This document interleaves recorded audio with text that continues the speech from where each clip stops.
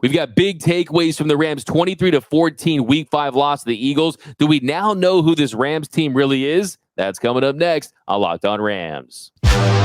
You are Locked On Rams, your daily Los Angeles Rams podcast.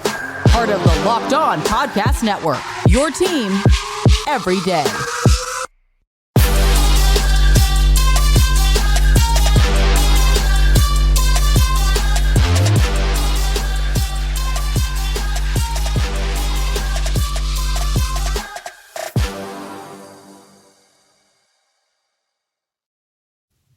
What is up, Ramley, and welcome to another episode of Locked On Rams, your daily podcast covering your four-time champion Los Angeles Rams, part of Locked On Podcast Network, your team every day. We're also available over on YouTube, so if you haven't yet, join the party on YouTube. Hit that subscribe button, hit that notification bell, hit that like button, and let us know what are your big takeaways from the Rams' Week 5 23-14 loss to the Philadelphia Eagles. Let us know down below. My name is Doug McCain. You can follow me on Twitter and Instagram at DMAC_LA. I've been covering LA sports for over a decade for SI, Dodgers Nation, 24/7 Sports. Now the Rams 4 Locked On. And as always, I'm joined by the Rams pre-half and post-game show host for the Rams flagship radio station, ESPN 710 LA. He's in his 8th season covering the team. He's known as the People's Champ. You can follow him on X at Travis Rogers. And on today's show, we've got our big takeaways from the Rams' loss to the Eagles, everything you need to know about the game and what the team needs to do moving forward to get back on track. But first, this episode of Locked On Rams is brought to you by Gametime.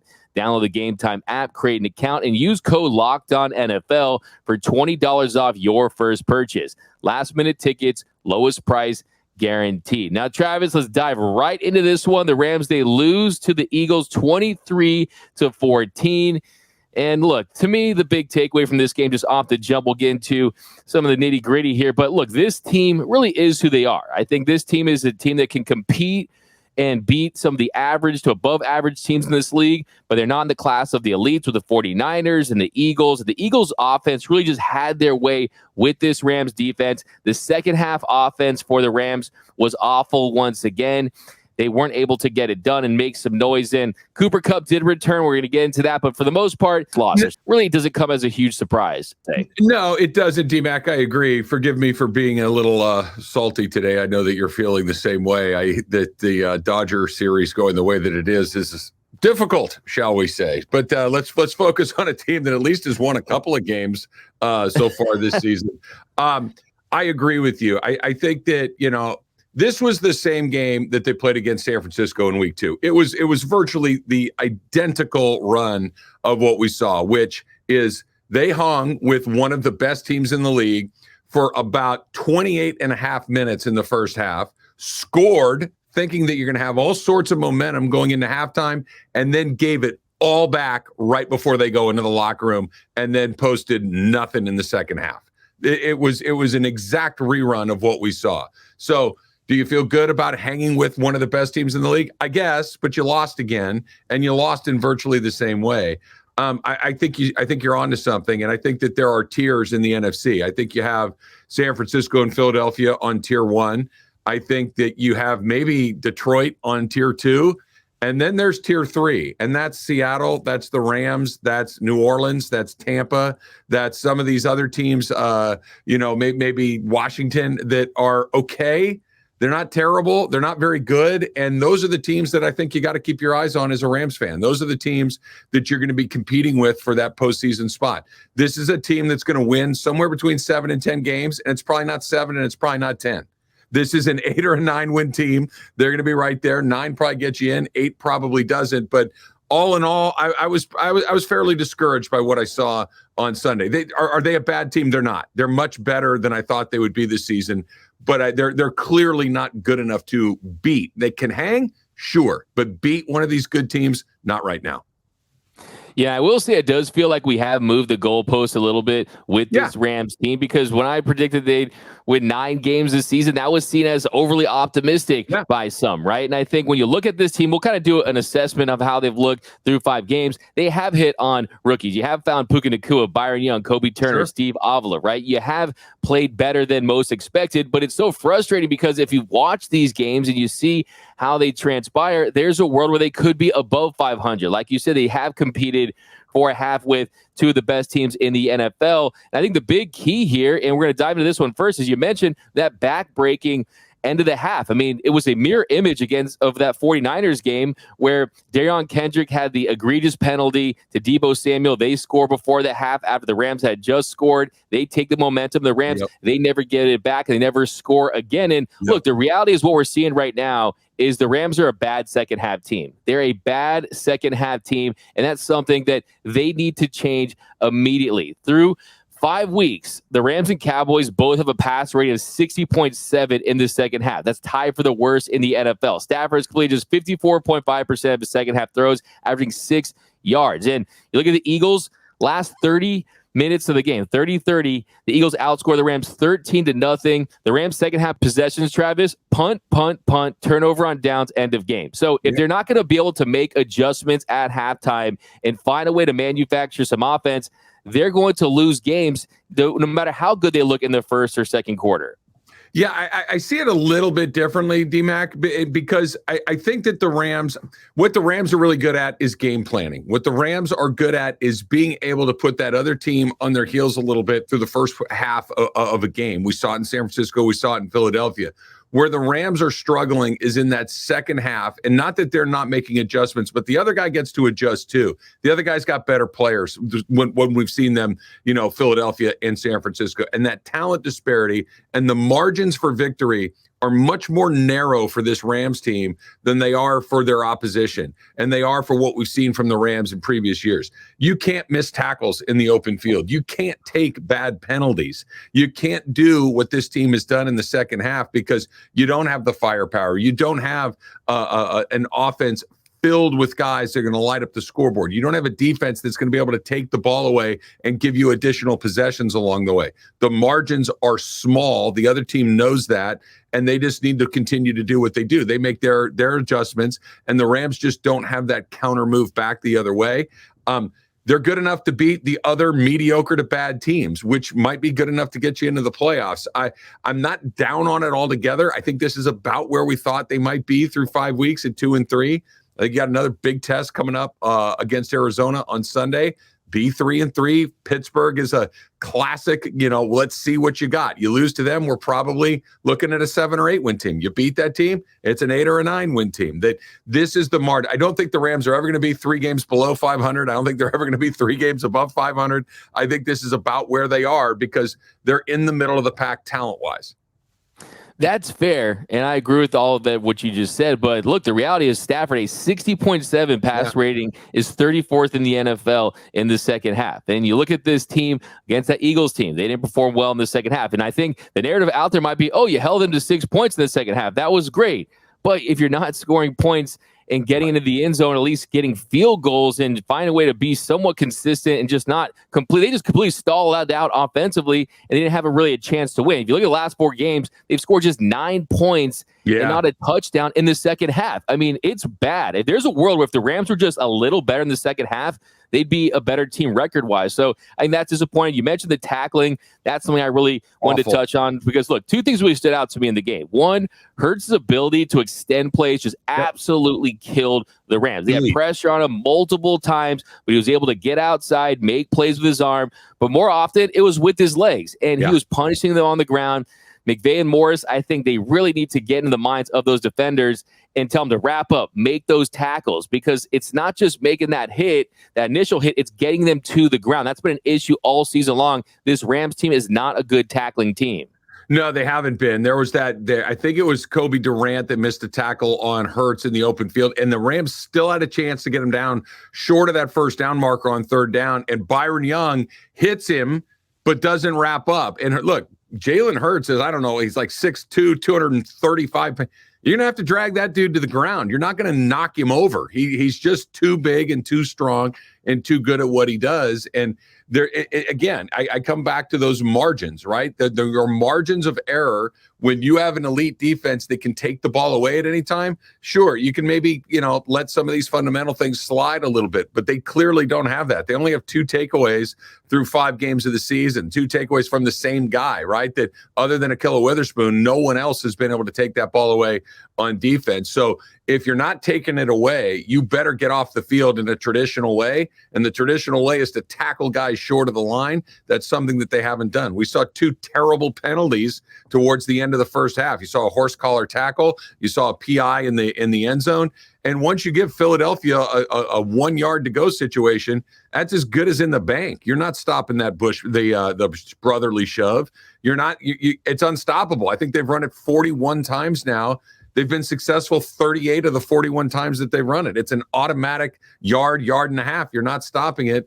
And the Rams defense just executed incredibly poorly towards the end of the first half and a couple of times in the second half. It's disappointing because if they play a near perfect game, they've got a chance to win it. That's really hard to do in the NFL. If you make some fundamental mistakes like missing tackles and taking bad penalties, especially against a team like Philadelphia, you're going to lose. Absolutely. And look, if there was 0.00 seconds on the clock, they were still going to run the brotherly shove. They were going to get in the end zone. So, yeah, you're absolutely right. That's why that penalty was so back-breaking. We're going to talk about that more here in the second segment when we continue this episode here of Locked On Rams. All right, D-Mac, let's talk about Gametime, right? Gametime is the place that you go when you need last-minute tickets. If you've been following me on Instagram at all this week, you know that I've been all over the place. I've been Dodger games. I've been Ram games. You're thinking, that looks like a lot of fun. I don't have any tickets. You don't need to worry about last-minute tickets for your next big event.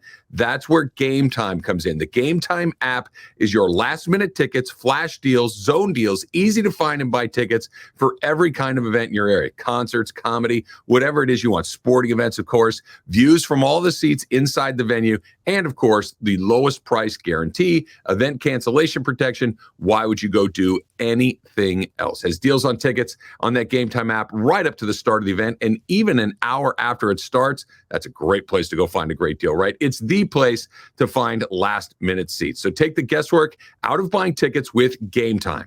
Download the Gametime app, create an account, use the code LOCKEDONNFL for $20 off your first purchase. Terms apply. Again, create an account and redeem the code LOCKEDONNFL, LOCKEDON for $20 off.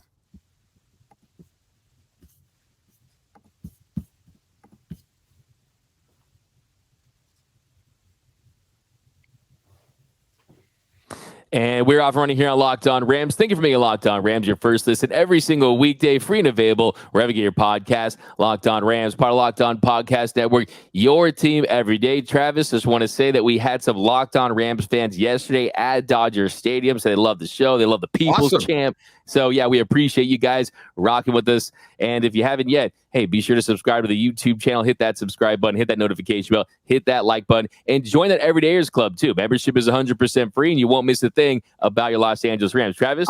I got some. So we do the pregame show for the home games at SoFi Stadium on the south end of the stadium, kind of out by the lake, on the lake side of SoFi, just inside the gates. Had a handful of guys come up, talk about the podcast. So if you are an everydayer and you watch the podcast, please come by, be out there for every single home game. So please make it happen. We saw some people last week and definitely appreciate it. Love those everydayers, Travis. Now here, jumping into our second segment. One thing I want to really touch on is abandoning the run once again. I mean, they run 14 times. The total possession was 38-22.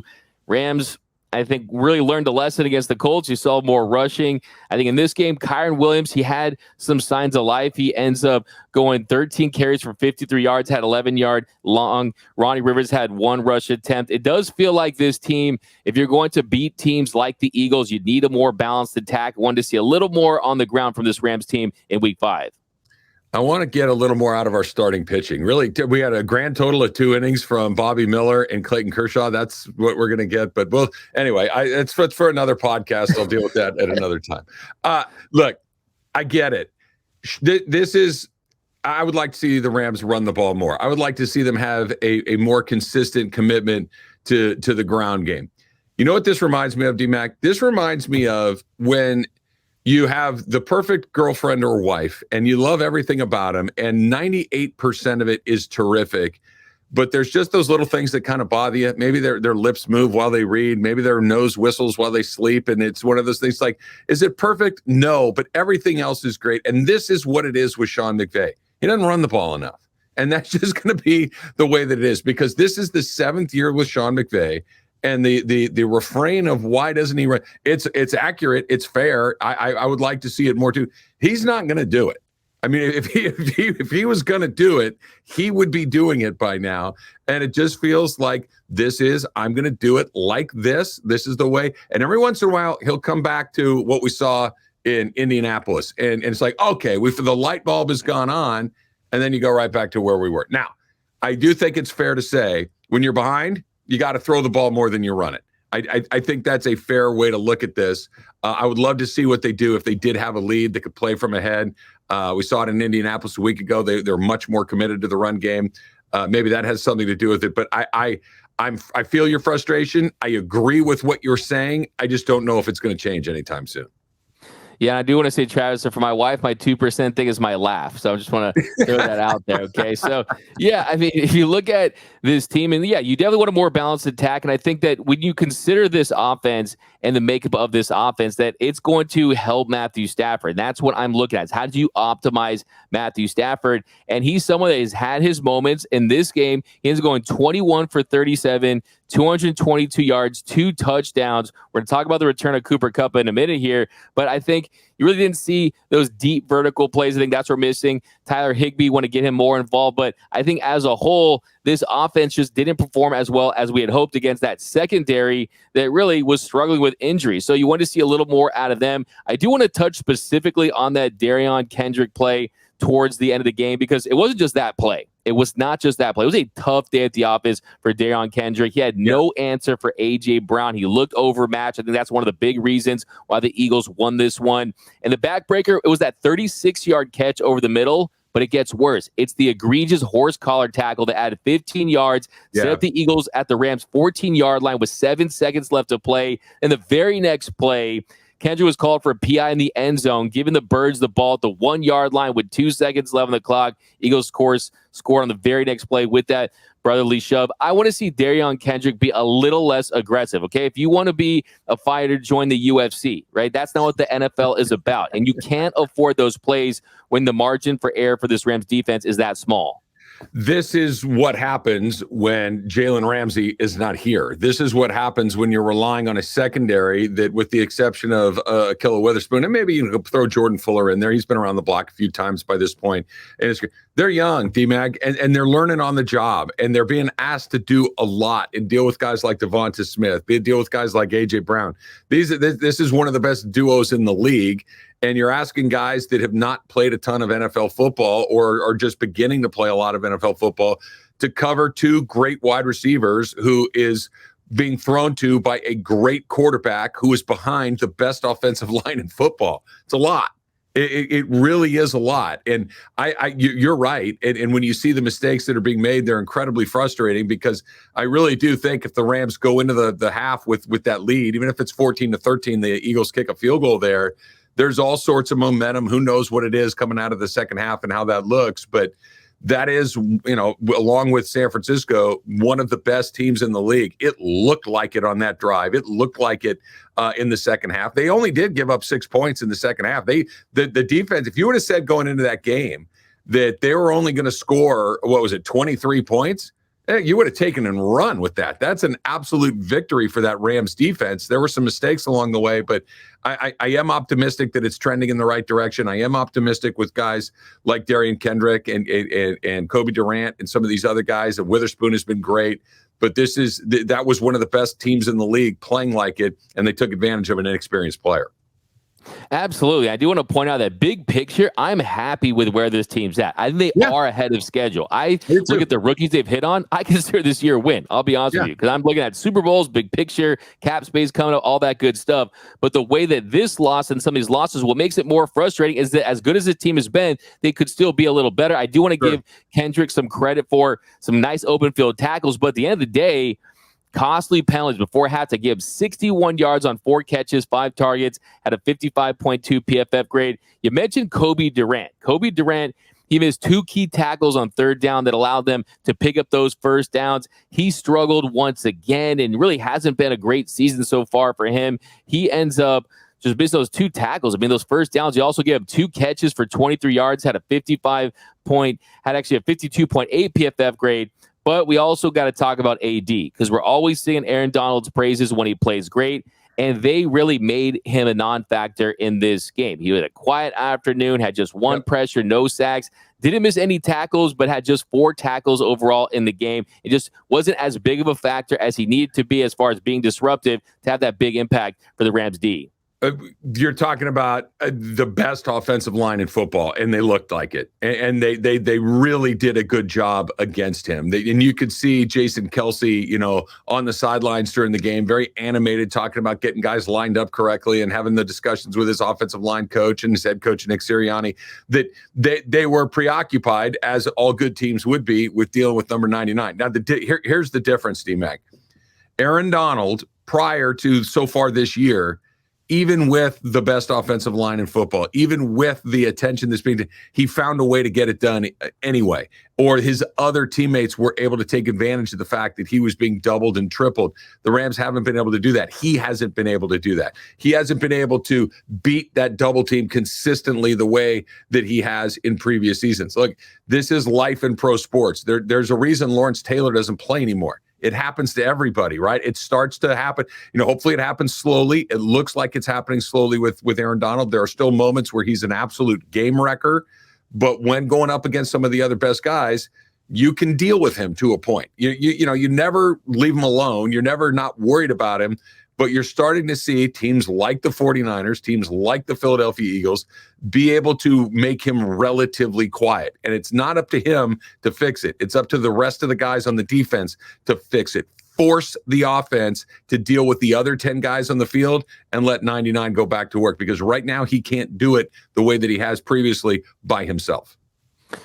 For sure. And I think that you're going to see that this season, that it's going to depend on the development of the guys around him. And he can't do all the work, right? It can't be Aaron Donald doing all the work, the group project, and the guys come up with the dance do and write the name on, expect to get an A, right? You need other guys to step up. But yeah, great point. You got to tip your cap to that Philadelphia Eagles offensive line. They are monsters up front. And I think that's really a big learning lesson. And you guys know, every listeners will know, what a Super Bowl team looks like in the modern era. You know what a win now team looks like in the modern era. It's, you have the stars, but it's the depth, man. It's the 20th, the 21st player. Those are really how you win and what puts you over the top in this league. The Eagles have that in spades. You got to give them credit. Also want to point out, too, that Travis? Yeah, I just wanted to talk about that depth. We saw McClendon come in for one play for Rob Havenstein, and he nearly got Matthew Stafford killed.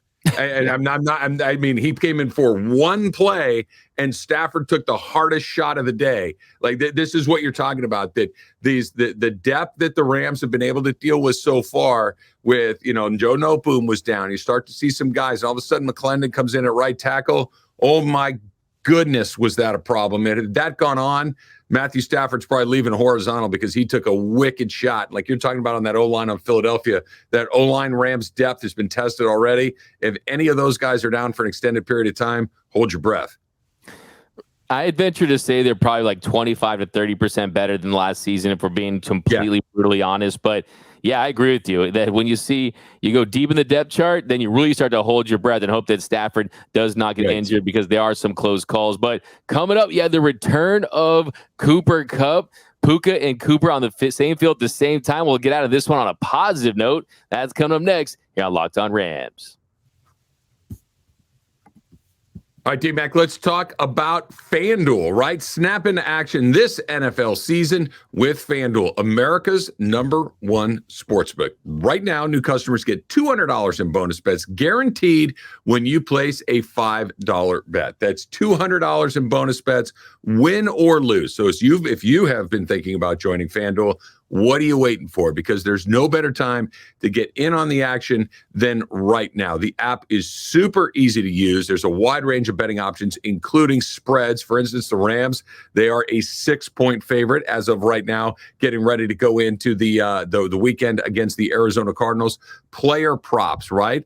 How do you think Puka is going to do? How do you think Cooper Kupp is going to do? Overs, unders, and of course, much, much more. So visit FanDuel.com/lockedon and kick off the NFL season. Again, that's FanDuel.com/lockedon, LOCKEDON, FanDuel, official partner of the NFL.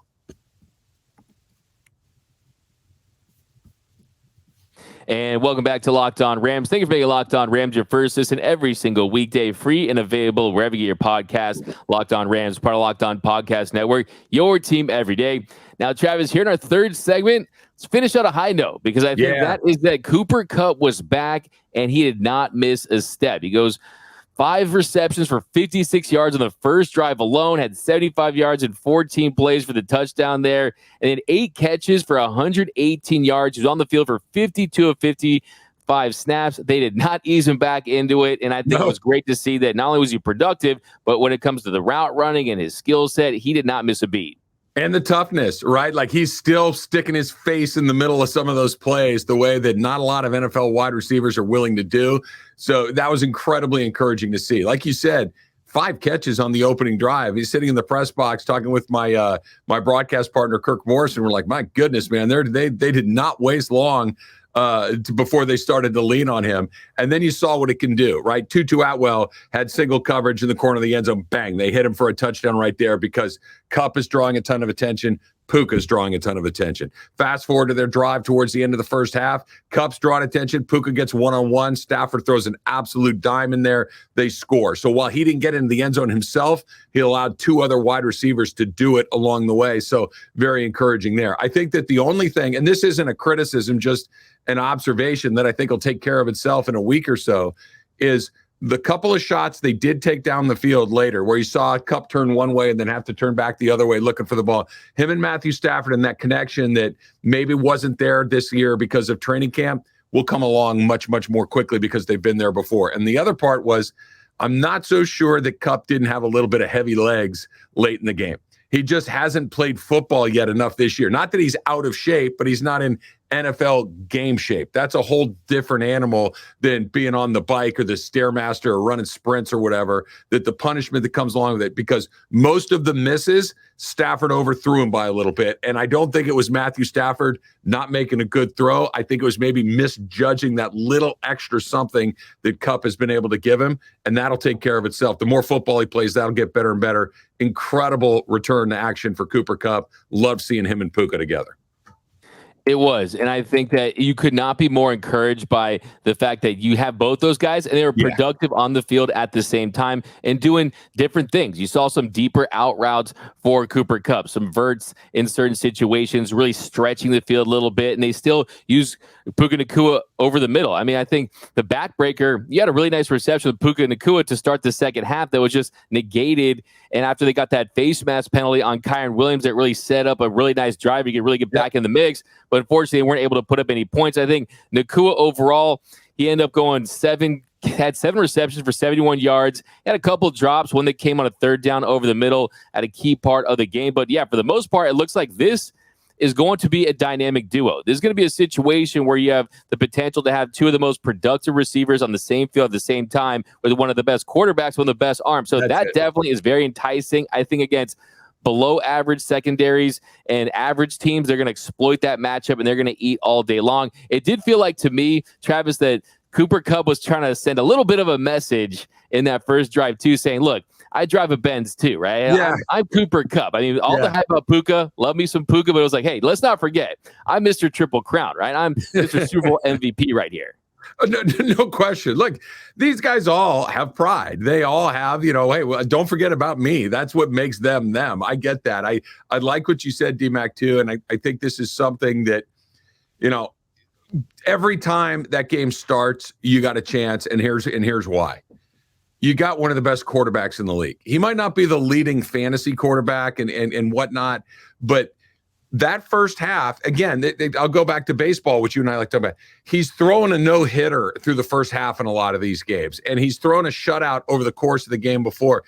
And now with Kupp back, it allows him to show more of his stuff. It allows him to show off a little. I mean, he's throwing in some really tight windows, and he can make some throws that not a lot of guys can. And instead of having to be able to throw to 1.5 guys with Puka and a little bit of Tutu, now he's got like 2 3/4 guys. You got Kupp, you got Puka, and it makes Atwell that much better that he's going to get singled up a lot along the way. And Matthew Stafford will find the right guy. I believe that. I have confidence in that. Give him a little bit of time. And now that he's got his weapons, he's going to be able to go to work. He is one of those guys. There's going to be some picks here and there because he's an aggressive player, but the quarterback is not the problem with this team. The quarterback has everything on his plate, and he's executing game after game after game. And I'm optimistic moving forward. They got to take care of business against Arizona, but with Stafford, Kupp, and Puka, they got a really good chance.